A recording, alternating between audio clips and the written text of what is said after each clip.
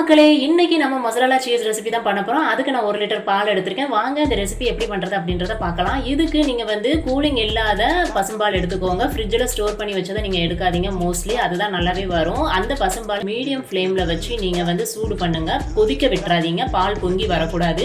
ஒரு விரல் பொறுக்கிற அளவுக்கு சூடு வந்தா போதும். அதுல ஒரு 3/4 டம்ளர் வினிகரை சேர்த்து ஒரு 10 நிமிஷம் விட்டுட்டீங்கன்னா அதுவே நல்லா இந்த மாதிரி பிரிஞ்சு வந்துடும். பிரிஞ்சு வந்து அந்த சீஸை நீங்க ஒரு துணியில போட்டு நல்லா பிரிஞ்சு எடுத்துக்கோங்க. அதுக்கப்புறமா வே வாட்டர்ல கொஞ்சமா உப்பு சேர்த்துக்கிட்டு அந்த சீஸை நீங்க 4-5 தடவை டிப் பண்ணி நல்லா இழுத்து விட்டீங்கன்னா நல்ல ஒரு ஸ்ட்ரெச் ஆகிற கண்டிஷனுக்கு வந்துடும்.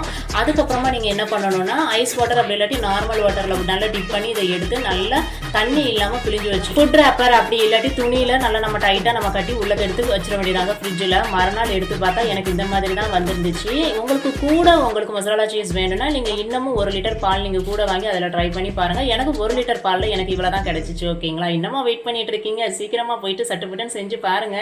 பாய் உறவுகளே.